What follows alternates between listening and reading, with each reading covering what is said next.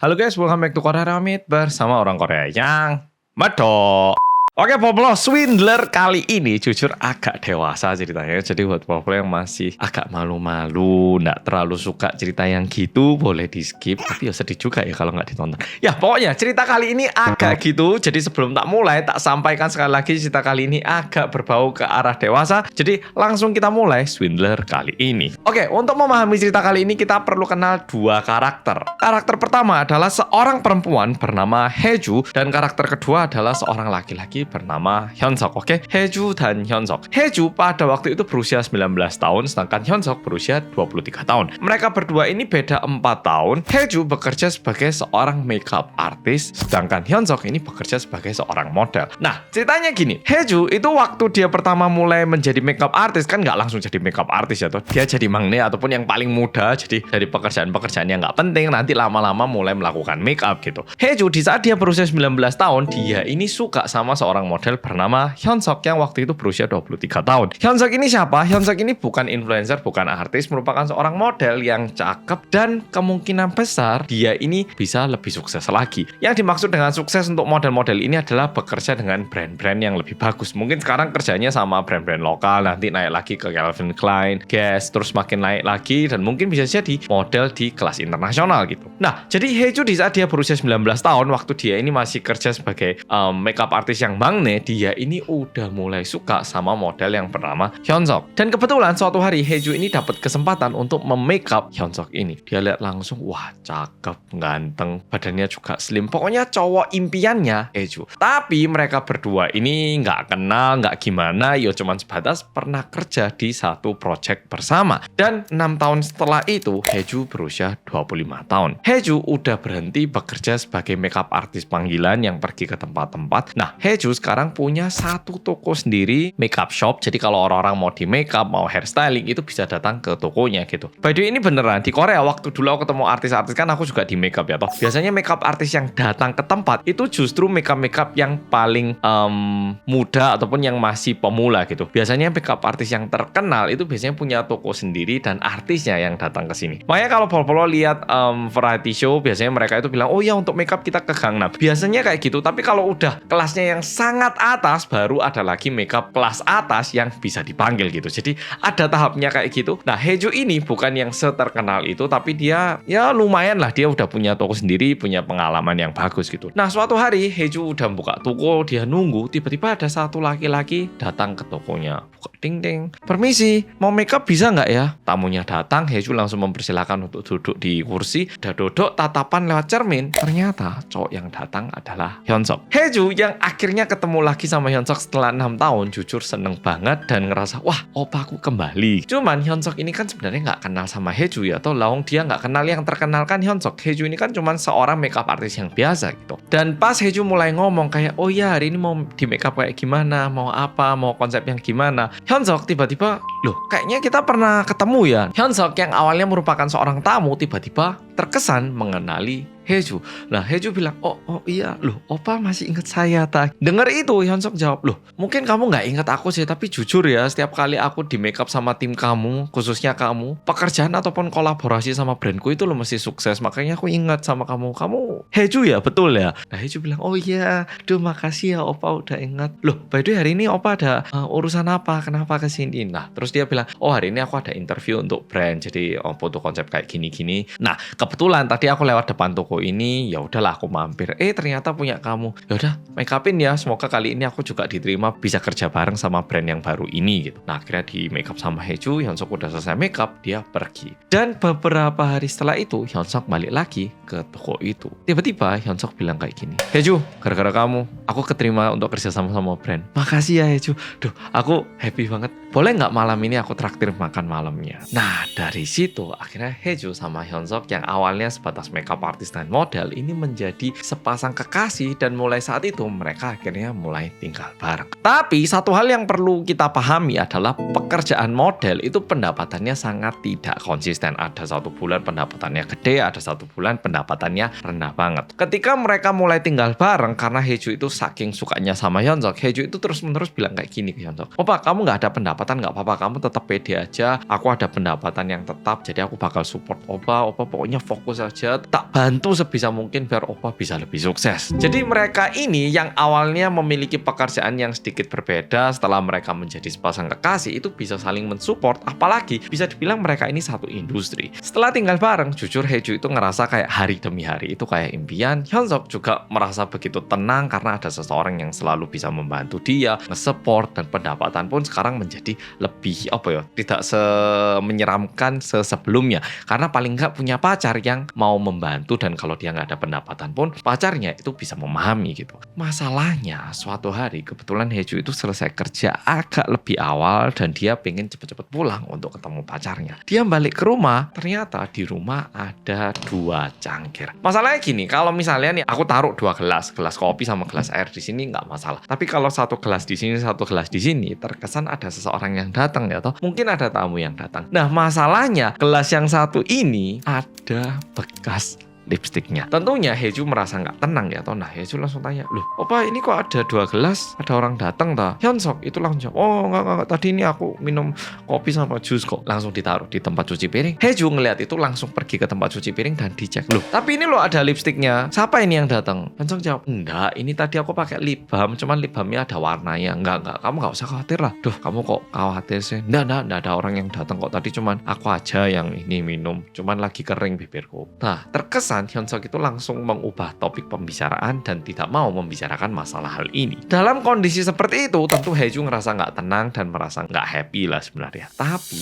ada satu kejadian lagi yang bikin Haeju itu benar udah tidak nyaman dengan kondisi ini. Yaitu di malam hari, setiap kali Haeju memberikan sinyal untuk melakukan ritual, seringkali Hyunsuk itu nggak bisa menyiapkan senjatanya untuk melakukan ritual. Jadi, ini terlalu eksplisit nanti. Dibantu sama Haeju pun kayak kurang bisa tegap, kurang bisa ya pokoknya nggak bisa berdiri tegap lah, seringkali nggak bisa berdiri tegap. Dan Hyunsuk bilang, oh ini kayaknya aku lagi stres, soalnya lagi banyak pekerjaan yang lagi nunggu hasilnya, jadi kayaknya aku malam ini nggak tenang secara mental. Ada lagi malam lain loh, ayo hari ini aku lagi capek. Jadi terkesan beberapa kali Hyunsuk itu kayak menghindari untuk melakukan ritual malam bersama dengan Haeju. Nah, Haeju mulai ngerasa jangan-jangan cowok ini pacaran sama aku, tinggal bareng sama aku hanya untuk stabilitas. Jangan-jangan dia ini punya pacar lain di luar yang dia benar-benar sukai, dan aku ini cuma dipakai untuk tameng biar dia itu bisa makan, biar dia nggak usah terlalu khawatir masalah uang. Haeju mulai khawatir tentang ini sehingga Haeju akhirnya minta tolong ke detektif swasta. Haeju pergi ke detektif swasta, dia jelaskan hubungannya Haeju sama Hyunsuk kayak gimana awalnya mereka ketemu, terus kenapa Haeju datang ke tempat ini. Nah, dia jelaskan semuanya. Detektif swasta bilang, oh yaudah kalau gitu mulai minggu ini coba kita ikuti ya gerak-gerik Hyunsuk ataupun pacar mbaknya. Siapa tahu kita bisa menemukan beberapa informasi yang penting, atau siapa tahu kita bisa jadi tahu nih selingkuhannya siapa. Dan 3 hari setelah itu, detektif swasta mulai mengikuti gerak-gerik Hyunsuk di saat Haeju bekerja di tokonya. Di hari pertama, Hyunsuk ini ternyata pergi ke dokter urologi, dan sesampainya di rumah sakit ataupun di klinik itu kan counternya tanya, ya ada apa, udah pernah nggak kesini, mau saya masukkan ke nomor antrian. Hyunsuk itu langsung marah, mana dokternya? Stafnya yang di counter bilang, oh ada apa mas? Di sini kan ada urutan, mungkin boleh diberitahu dulu namanya sama keluhannya apa. Nah, saya langsung mau ketemu dokternya. Saya sama dokternya ini lo kenal. Mana dokternya? Kalau nggak saya bakal teriak-teriak ini bikin onar di sini. Mana dokternya? Dokternya keluar. Dokternya juga terkesan sangat mengenali Hyunsuk dan bilang, Hyunsuk, kamu ada apa kesini? Ya udahlah, ayo ngomong sama aku. Masuk ke kamar. Dan setelah itu Hyunsuk bareng dokternya masuk ke ruang konsultasi dan melakukan pembicaraan. Masalahnya meskipun detektif swasta udah ngikut ke klinik, karena pembicaraannya ini di dalam kamar, tentunya detektif swasta nggak tahu apa yang dibicarakan. Keesokan harinya diikuti lagi, ternyata hari itu Hyunsuk pergi ketemu seorang laki-laki yang bernama Mr. Kim di sebuah restoran. Di situ Mr. Kim sama Hyunsuk ini duduk hadap-hadapan. Ngelihat itu, detektif swasta juga langsung masuk ke restoran dan berpura-pura menjadi salah satu tamu. Nah, detektif swasta mulai mendengarkan pembicaraannya. Pembicaraan cowok itu sama Hyunsuk ini terkesan kayak hubungan yang agak aneh. Kayak terkesan ada gaynya dikit, tapi terkesan kayak pacar juga iya, kayak tahu rahasia sesama juga iya. Jadi kayak Hyunsuk ngomong, kamu nggak boleh gitu dong sama aku. Cowok yang bernama Mr. Kim ini bilang, kenapa? Kamu masih nggak bisa berdiri lah, makanya kamu nyari aku. Berarti kamu itu kan udah nggak ada nilainya di dunia model. kamu itu loh udah tua. Hyunsuk jawab, kamu kok bisa-bisanya kayak gitu sih ke aku. Jadi pembicaraannya ini kita nggak tahu apa hubungan mereka, tapi terkesan kayak mereka ini saling tahu rahasia akan sesama dan terkesan kayak pasangan G. Nah, detektif swastanya langsung foto orang yang bernama Mr. Kim ini dan langsung tunjukkan fotonya ke Hae-ju. Setelah ditunjukkan fotonya Mr. Kim ke Hae-ju, Hae-ju bilang, loh ini kan mantan bos agensi sebelumnya. Nah, jadi cowok yang barusan ketemu sama Hyunsuk ini merupakan bos agensinya. Jadi dulu Hyunsuk ini berada di bawah naungan satu agensi. Nah, cowok ini adalah bosnya gitu. Cuman entah kenapa pembicaraannya itu terkesan kayak mereka berdua ini gay. Tapi kalau nggak gay, kenapa bosnya itu tahu kalau Hyunsuk itu kurang bisa berdiri di malam hari? Nah, ini yang menjadi pertanyaan ya toh. Meskipun banyak keanehan, masalahnya detektif swasta itu nggak berhasil menemukan tanda-tanda kalau Hyunsuk itu pacaran ataupun selingkuh sama Mr. Kim ini. Memang mereka ini terkesan kenal, terkesan tahu rahasia akan sesama, tapi nggak ada informasi yang jelas. Dan 2 minggu setelah itu, tiba-tiba Hyunsuk ini menghilang. Benar-benar menghilang, HP-nya juga nggak bisa dihubungi, teman-temannya juga nggak tahu di mana Hyunsuk berada. Sehingga Hae-ju ini mulai bingung dan Hae-ju tanya ke detektif swasta, Pak detektif, ini kok pacar saya ngilang Pak? Dari malam kemarin sampai sekarang kok nggak bisa dihubungi, kemana ya Pak? Detektif swastanya bilang, loh saya kira pulang ke rumah, nggak ada ya? Iya Pak, ini nggak ada. Nah, detektif swastanya bilang, kalau gitu mulai besok coba saya cari lagi ya, kenapa ngilang dan kemana. Setelah dicari tahu, ternyata pacarnya alias si Hyunsuk ini ditangkap sama polisi dan dimasukkan ke sebuah tahanan. Dan yang menarik, yang ditahan di dalam tahanan itu nggak cuma Hyunsuk, tapi juga Mr. Kim dan juga dokter yang pernah ditemui sama Hyunsuk. Aneh ya toh, apakah mereka ini pernah melakukan sebuah tindak kriminal bareng atau mereka ini pernah melakukan apa? Agak aneh ya toh. Setelah detektif swasta tahu kalau Hyunsuk, Mr. Kim sama dokternya ini dimasukkan ke dalam tahanan karena detektif swasta nggak bisa masuk ke dalam tahanan untuk mencari informasi, detektif swasta memberitahu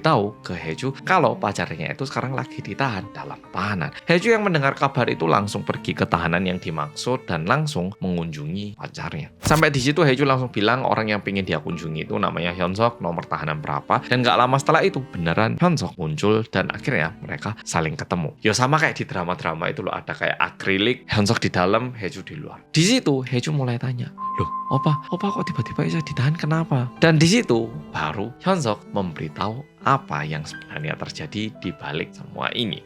Ini ceritanya menurutku agak nggak masuk akal, tapi coba dengarkan baik-baik. Jadi di waktu Hyunsuk itu berusia 23 tahun dan berada di bawah naungan agensi itu, Mr. Kim itu ngerasa kalau Hyunsuk ini pergi wamil, kan 2 tahun ya toh, dan setelah dia keluar wamil, takutnya waktu prime-nya itu habis. Sehingga Mr. Kim ini mencari ide ataupun mencari cara gimana caranya biar Hyunsuk itu bisa menikmati prime-nya dan sebisa mungkin tidak pergi wamil. By the way, di Korea wamil itu wajib dan seseorang yang berusaha menghindari wamil dengan cara yang tidak benar merupakan tindak kriminal pidana. By the way, ini kelihatan nggak? Ini aku kebetulan pakai celana pendek. Nah, kelihatan toh di sini ada bekas operasi. Ya karena ACL ku itu pernah benar-benar robek total. Aku itu bebas wamil, tergolong lumayan parah, dan sekarang di usia 32 tahun aku udah kena infeksi sendi. Jadi ya buat yang mikir, loh Mas Hansul lu kelihatannya sehat, iso nge-gym, iso crossfit, ya bisa. Cuman sendiku itu jauh lebih lemah dibandingkan orang-orang lain. Makanya aku itu bebas dari wamil. Dan ini jujur jarang, dan aku pun nggak ngira aku itu bakal bebas wamil.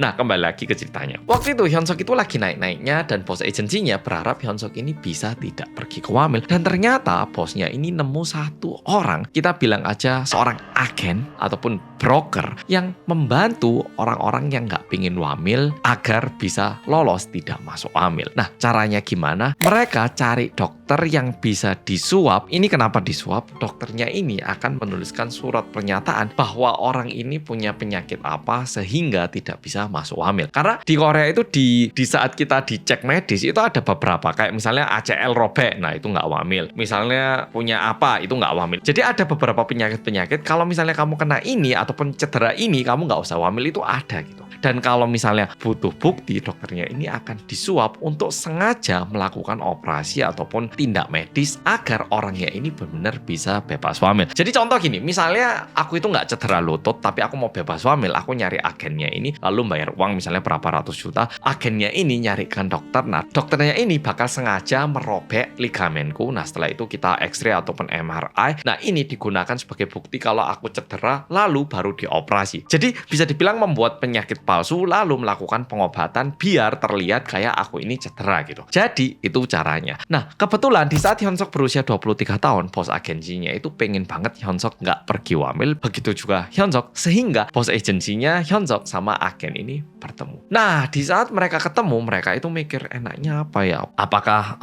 secara mental atau apakah secara fisik? Kalau secara fisik ligamen itu udah susah ini, sekarang agak susah, jarang dokter yang mau. Kalau gitu apa? Apakah mau bilang G? Waduh, tapi kalau G kurang ini apa ya? Nah setelah dipikir-pikir, agennya itu bilang kayak gini, ini sebenarnya ada satu cara yang menurutku pasti aman, nggak bakal ketangkap. Mau nggak? Mr. Kim alias bos agensinya tanya, emang apa? Agennya bilang kayak gini, jadi di Korea itu kalau misalnya seorang laki-laki cuman punya satu bola, ya kan normalnya laki-laki punya 2 bola ya toh. Kalau punya cuman 1 bola itu bebas dari wamil. Kenapa enggak kita nyari dokter urologi, kita bilang aja yang satu kena kanker, kena tumor atau gimana, nah yang satu kita buang. Kalau gitu dari luar kelihatan normal, aktivitas juga nggak terganggu, tapi bebas wamil.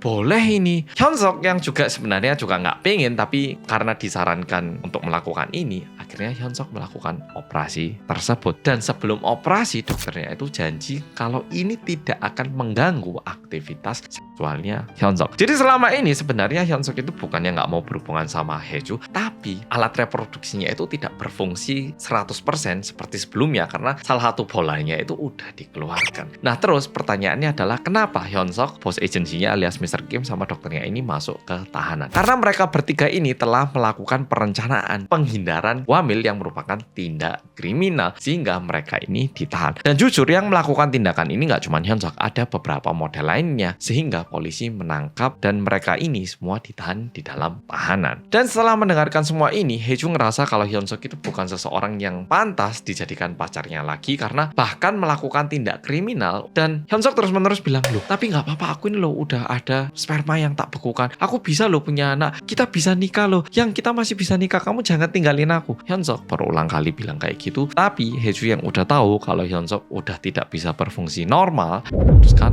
untuk tidak berpacaran lagi sama Hyunsuk dan putus mulai saat itu. Jujur kasus kali ini bukan masalah selingkuh, bukan masalah suka cewek lain ataupun main curang gitu, enggak. Tapi kejadian kali ini lumayan unik karena cowoknya ini melakukan tindak kriminal dan yang menarik, ceweknya ini alias Haeju memutuskan Hyunsuk bukan karena dia selingkuh atau gimana, tapi ada kesan putus sama cowok ini karena cowoknya tidak bisa ereksi. Oke, Polo Swindler kali ini sampai di sini. Kalau misalnya Polo punya pacar dan pacar Polo menghindari wamil dengan cara kayak gini, menurut Polo gimana? Kalau Polo apa yang bakal Polo lakukan? Apakah putus atau memahami dan juga terus berpacaran bahkan menikah dengan cowok ini? Oke, Polo tuliskan di komen dan makasih sudah nonton video kali ini dan sampai jumpa di video